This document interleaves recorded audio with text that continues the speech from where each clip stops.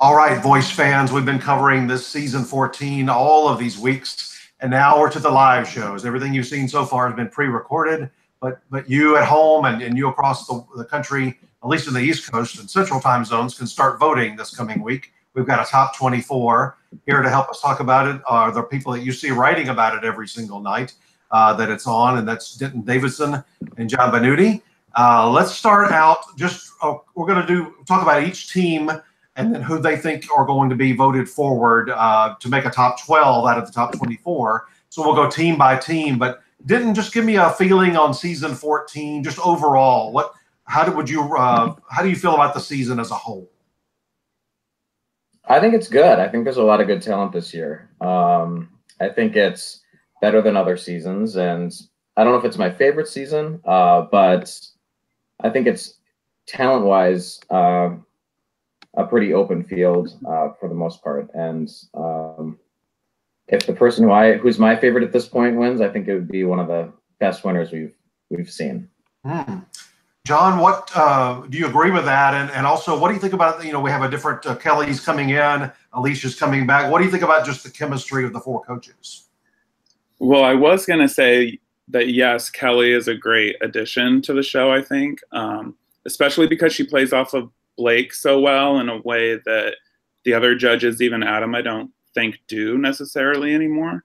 But she's just got so much energy and she's really refreshing. As far as the talent, I think it's a pretty open field as well. In most seasons, we have a clear winner or maybe a handful that can actually win. This year, I don't see that as much as I have in the past seasons. So I think that makes it a little more interesting and harder to call, especially once we get to the prediction center. So, yeah, remind everybody you can already start making your predictions for this week, because each coach will have 3 moving forward and 3 eliminated.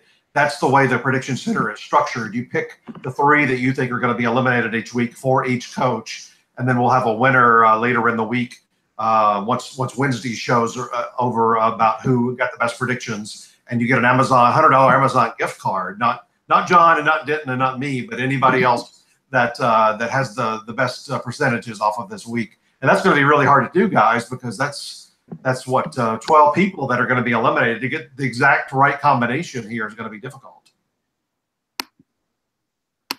Well, John, let's start with you. We're going to go team by team. I want to start out with our newcomer, Kelly Clarkson, who's been, I think that's been refreshing about her. There's never been a coach on The Voice before that's won a reality show. And she was one of the biggest ever, one of the biggest stars to come out of a reality show with American Idol early on. And tell us about Team Kelly and what do you think about the team as a whole? And then tell us which 2 you think will be voted for by the public and which 1 you think Kelly will save. Okay, that's tough. I think as a whole, Kelly's team is pretty strong, though I think it's loaded in a couple of her artists. And I think a couple are pretty clearly going to be out. I think she's really strong with Tish Haynes-Keys and DR King, who she actually oddly paired in a knockout against each other. But I think she did that knowing she was going to save one of them, which she did. She had DR King win and then Tish lose, but then she saved her. And I think they're both really strong, but they're so similar in their vocal ability and their genre that I would be shocked if they both get voted through and if she takes both of them through. But that's going to be a tough call for her to make. She also has 2 girls that are pretty similar, Brynn Cartelli and Alexa Capelli. I choose Brynn over Alexa because she's 14 years old, and that's something that gives her a leg up in terms of her talent being far surpassing her age. And then Caleb Lee, I think is just a standard type of guy with a guitar that will make it through probably on votes. So I'm going to give it. Will make it through on votes. Probably. I mean, white guys with guitars always do well on these shows, and especially on The Voice. we get a handful of them every season. So I'm going to say he's for sure going through. And then either Tish Haynes and DR King will get the other vote. And who's Kelly going to save? Probably Brynn, the 14-year-old. Okay. That's what is so hard about our conversation today is all we've seen are the opinions of the coaches so far. We've not seen how the public feels about certain people. Sometimes the coach feels that person is very strong, and we find out they're cut immediately once the public takes over. And sometimes the ones we aren't expecting, suddenly start doing well. So we're going to learn a lot out of this week. And I think going into the following week, the thing that we always learn is somebody out of the 4 coaches saves one each, one for each team, is probably going to be cut the following week because we've seen already that the public didn't respond to them unless they just do a phenomenal job. Well, Denton, tell us your take on Kelly's team. Which 2 are going to be saved by the or pushed through by the home audience, and which one do you think Kelly will save? I think Kelly's team is tough, but I'm going to say I think for sure DR King will go through. I think he's her favorite person on her team.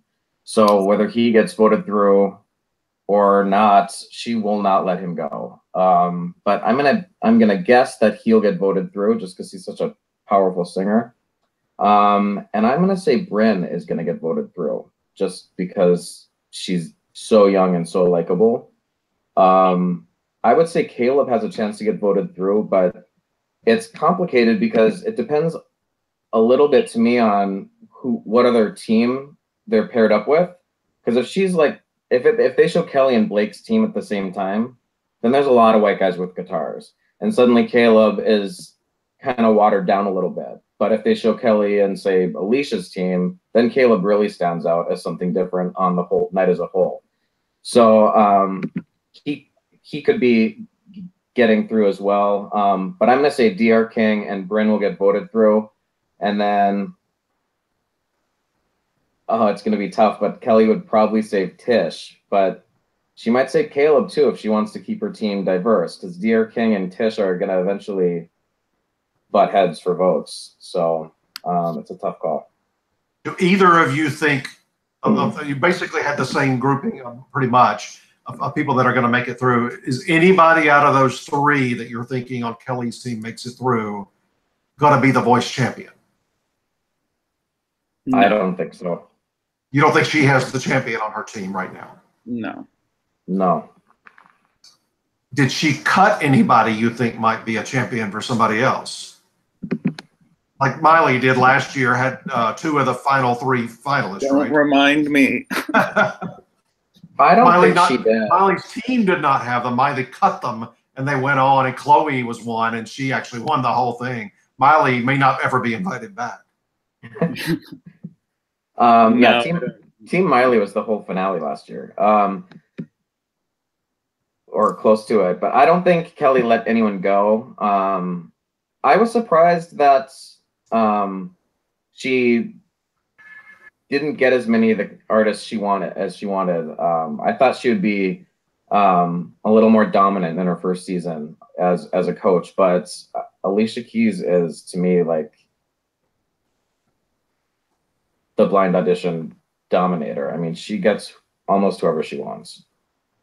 One thing about Kelly was, to me, that she seemed to be very quick on the button, either in the blinds or with her saves and steals for battles and blinds. But then knockouts, she got to be very picky, and she was the last one remaining that had both a steal and a save left. So she got pickier as the season went along.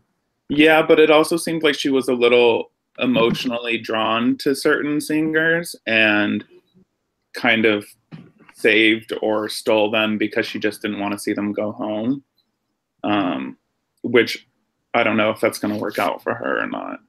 But she seems just, and maybe it's from her past on American Idol, she seems emotionally invested in the artist more than any other coach I've seen on the show. Well, Denton, we're going to give you first crack on Team Adam. What do you think about his team overall, and then which 2 for the audience, and which one do you think he'll save? I I think Adam's team overall is decent. I don't think he has a winner either. But I would say that I'm gonna guess the two voted through are Reed and is it Mia or Maya? Mia Boostrom. And I think Adam will save Shireen, who is like the biggest singer on his team that he just stole from Alicia's team last night. So those would be my three. Reed, they only showed a small clip of his knockout round, and he was #1 on iTunes for the night, which wow. Well, I knew they only showed a clip, but that's right. And we talked about it in a meeting, a Gold Derby meeting. I just think, forgetting the iTunes part, which they couldn't have predicted, that's just not right to me. To take somebody who's now relying on public support and only give, and he was the only one that got the clip out of all of these 24. Yeah. That's just not right to me. They do it every season, but to have just one this year is pretty unfair. And I was surprised. I mean, he wasn't #1 on iTunes, but of voice contestants that night, I mean, he was #1, and then I think Kelsey was #2, and I mean, she was obviously a higher profile knockout round. So that says something that he has some sort of fan base. So I'm gonna guess he gets voted through based on that. And then I'd say Mia, and then he'll save Shireen. That's my guess. John, you agree with that or disagree? I agree on Mia.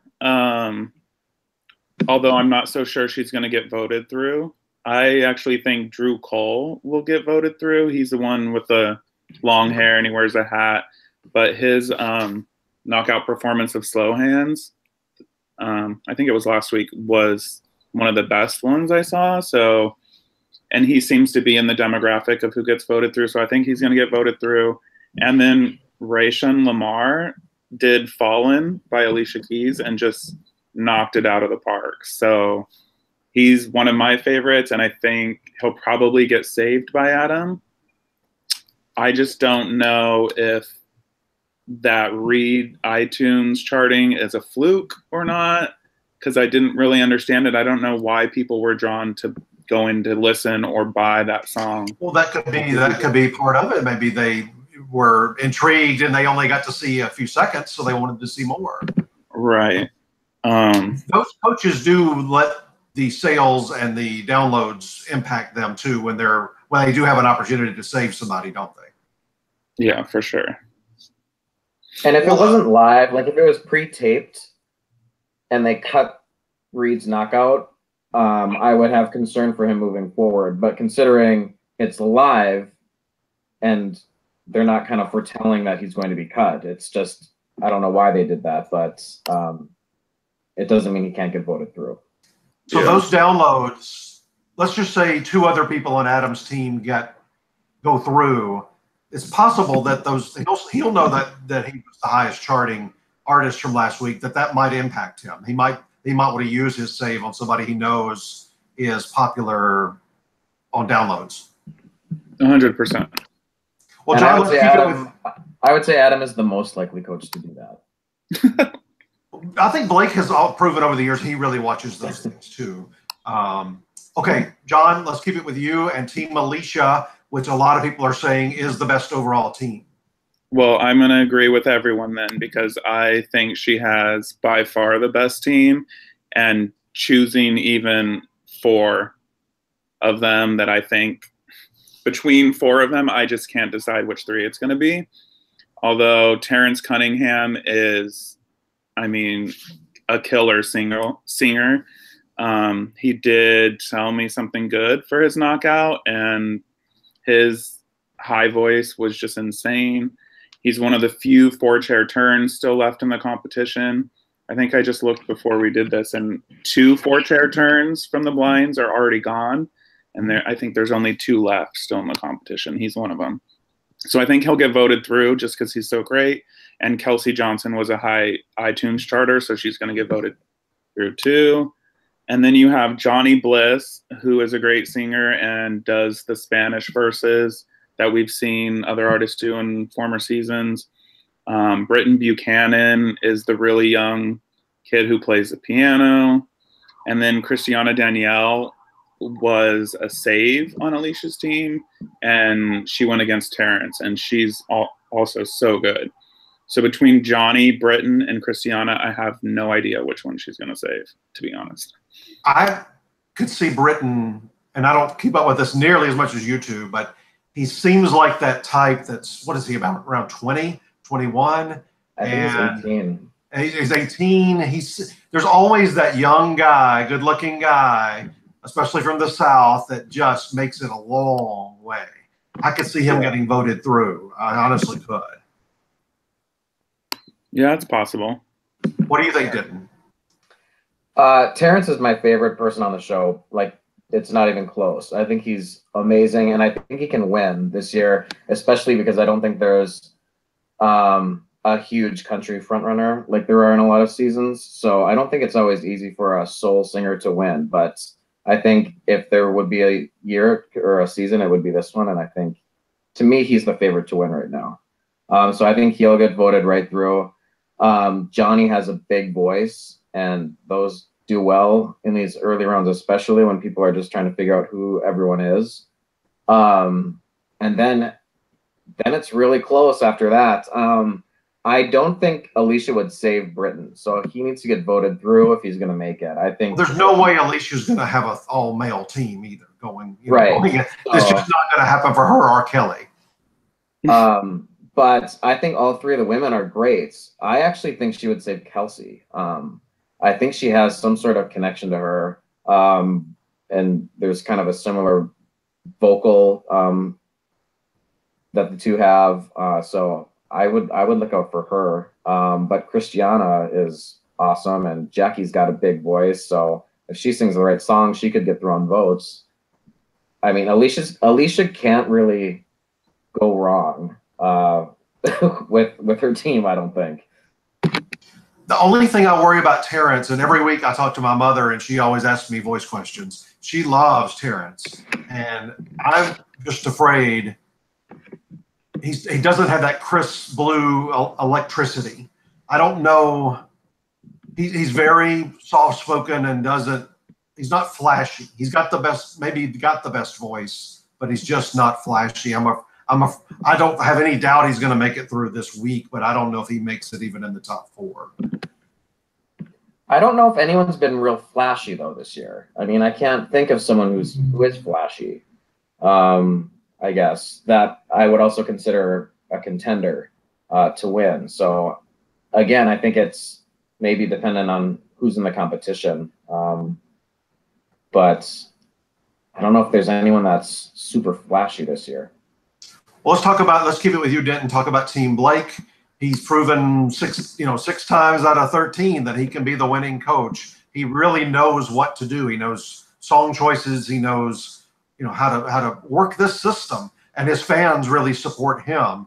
What do you think about his team? And the same question we've had: which 3 will be going on? Do you think? He's got a very interesting team because he only has 1 country artist, and there's been years where he's had a full team of country artists or 5 country artists. So to have 1 is pretty surprising, and he's got a good team of singers, and I would not be shocked if he can figure out a way to make one of them win this.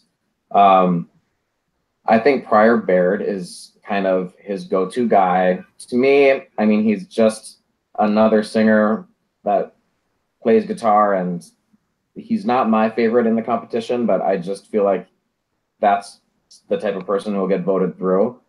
And Spencha, if country fans vote, I mean, she is the only country artist on his team. And if they don't vote for her, he will definitely save her. She will not go home. And Kyla Jade is kind of the biggest singer on his team, and maybe my favorite on Team Blake. So, I mean, I'm going to guess Pryor and Spencha get voted through, or Pryor and Kyla get voted through, and then either Spencha or Kyla gets saved. You think that's the 3, no matter how it falls? That's my guess. Although, if it were my choice, I mean, I think the little Austin guy is really fun to watch. I think he's entertaining on the stage. I would pick him. John? I agree that his team is really eclectic, especially for Blake's taste. I think Spencha is my favorite on his team and is for sure going to get voted through. Her knockout of Broken Halos, where she kind of erupted as the clear country singer, was by far his best knockout on his team. Pryor, I get what Denton's saying about him kind of being the typical artist that Blake worked well with. But I think Wilkes also can occupy that space, and him doing a Miley Cyrus song this week, I think was pretty calculated in terms of, and it was one of her early songs to climb. So I think they're trying to angle him towards a country fan base, and trying to get him to do things that are out of the box or unexpected. And I think that usually works really well. So I could see Pryor and Wilkes splitting a vote and not getting voted through, and one of them being saved. I think Austin Giorgio, just for the young and the engagement factor with the audience, both in the studio and at home, could actually pull through and get the audience vote if he picks the right song. He's got that throwback feel that the coaches like, the producers like, I think. But then there's Kyla Jade, who if she picks the right song and she performs as well as she did in her knockout, she's gonna kill it.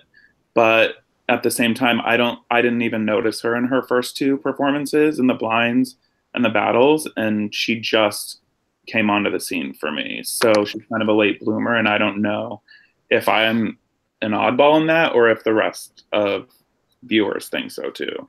But that could hurt her. Interesting you say that about her, because I had the same reaction to Pryor. I didn't really hardly pay attention to him the blinds or the battles. And then all of a sudden this week when he finished, I thought, that guy could win this thing. I mean, he just really stood out to me this past week.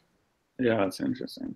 I would say about Blake, real quick, I would say about Blake, though, when he has a soul R&B singer on his team that picks him from the beginning, he's very loyal to them, even when sometimes they shouldn't have gone through in the past. And I would be shocked if he dropped her for how talented she is. I would be surprised if he lets her go. Do you think that's calculated like long-term too? He wants people to know from season to season that he does that so that that only the country artists won't be the only ones to choose him. That he wants a mixture right off the blinds.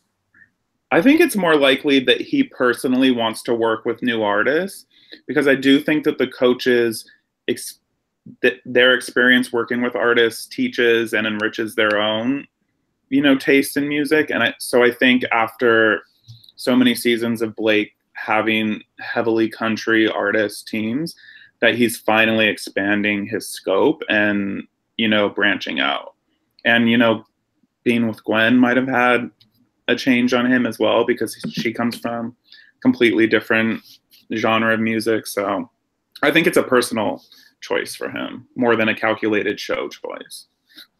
Didn't we finished the coaches part, and we'll wrap up here in a second, but the only new feature this year really was the save, which was used this past round. What did you think of that? I thought it was good. It was interesting to me that when they announced that there would be a save, I didn't realize coaches could also steal at the same time as the save. So you could fight with someone trying to save their own artists. So it was interesting to me that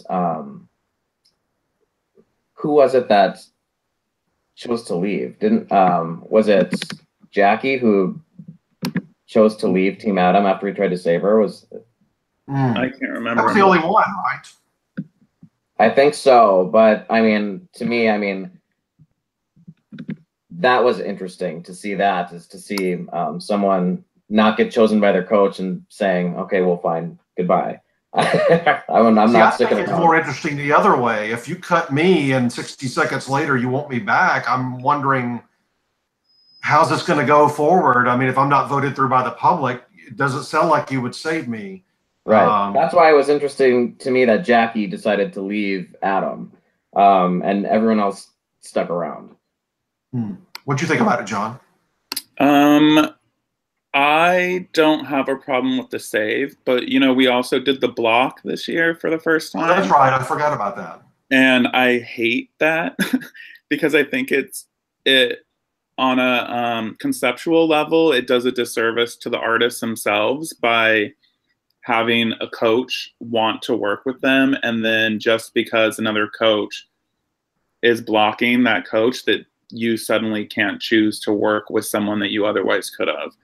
So well, I and the block is usually, if it's used smartly, that coach feels like that would be the most likely person that artist would choose too. Right. And that's just a huge, if we're talking about enriching the careers of these artists, that just does them a huge disservice. So I hope we never see it again. I like the save, but here was my problem with it. They tape all of these knockout rounds over, let's say, 2 days. That's why they're all in the same clothes. By the way, they're not necessarily often not in the same order that we see them on the they put them in order by interesting, and also the way things fall with the saves and the steals a little bit. Not necessarily even there. If you've ever heard a comment, on the 10th or 12th artist where they're going, well, this will be fun today or something like that, that was probably recorded at the very beginning. But anyway, the problem I had with it was it seems like a coach would go into a round, or not a round, but that particular duo already knowing that more than likely that's who they're going. They really want to save that person. So it's almost like a predetermined thing by that coach. Yeah, for sure. I mean, Kelly did that with Tish and DR. Right. I mean, she pitted her two best artists against each other, and she saved one of them. I just have a hard time believing that she didn't know she was going to save one of them. From a production value standpoint, another thing I love this year, I guess it was during the battle rounds, where they show the moment where the other artist finds out who they're going up against. I really like that. Of course, they're all going to be cheery and nice and think it's a great idea, but I just enjoyed that part of it. But I think something I would do or consider doing for both battles and knockouts, maybe the coaches shouldn't have say over who is battle pairing and who is a knockout pairing. Maybe they should be randomly drawn. That's something I would consider, because they use the strategy very much. How often in a blind does the coach turn around? You can see it in their eyes. Oh, I hope they don't pick me. I hope I'm not the only one that turns around. And when they do, you just know they're using them as a sacrificial artist at that. But they're going to cut that person as soon as they have a chance. So it almost seems more fun to me if they didn't have a choice in battles or knockouts, if they had to just randomly pair up people. And what if two of their favorites go up against each other right away in the battles? I love that idea, but I don't think The Voice is ever going to allow it, because it's such a controlled, contained journey through every round. So I just don't think there's room for it. But I mean, that's a great idea. I've always thought that one like that. I mean, I think The Voice has always been more about the coaches and the contestants. Well, no, it's more about the producers, because I can tell you right now, nobody's told me this, but they have a big sway over these pairings in the battles and knockouts. Oh, for sure. I think, because if I was a coach, I would do it just like a basketball tournament. I would pair up, how many do they have, 12? I would always pair up 1 versus 12 and 2 versus 11. Make it easy on myself. I want my 6 best people going forward. And you could tell the producers don't want that, because they don't want easy pairings right away, or ever, really, if they can help it. They want very difficult decisions. For the drama, right. Yeah. But they never show that on camera. These people, Blake, we're not going to allow you to pair this person and this person. You got to do these two. That goes on a lot more than we think. Maybe season 3 of Unreal will be about The Voice. That'd be fun to watch. How the pairings happen from the producing side. Right. Yeah. The other thing I don't think people are aware of in the blinds, and also especially more in battles than knockouts, when you don't see somebody perform, I think it's a combination of two things. It's a cost cutting, well, three things. It's a timing thing because they do the 2-hour and 1-hour shows. They're going to have to do that to somebody. But I think if they don't play more than it's a certain number of seconds, according to Guild rules, I think it's 8 seconds or 10 seconds. If they play less than that of a song, they don't have to pay that artist or songwriter. So that's why you see that a lot, where it's just a bare minimum or not at all. And then also, I wonder about, if somebody really pitches a fit after they get caught, do they just decide, you know what, we're just not even going to, we're not going to go down this legal road. We're just not going to show them. Yeah, I always wonder when people are surprised when a coach cuts someone. I always, in my mind, am thinking, I wonder if they just didn't enjoy working with them. Like, I wonder if it's beyond talent. And I think that happens. Because sometimes great people go home and you're like, what just happened? And it makes me wonder if there's some behind the scenes drama that we're not seeing. Well, and whenever you're talking about artists or anybody at the top of their profession, I think you're going to have that occasional person. Maybe they're perfectionists. Maybe they don't want to listen to coaching. I'll watch a lot of sports. You just have players sometimes that aren't coachable. They might have incredible talent, but they're not willing to learn and listen. So I'm sure that happens where Blake or Adam, especially, who've done this a long time, are working with somebody in a session and they just don't like that process with that person. And if that person gets stolen, they're like, ha ha, that's so glad you got them and not me. You don't know what I went through.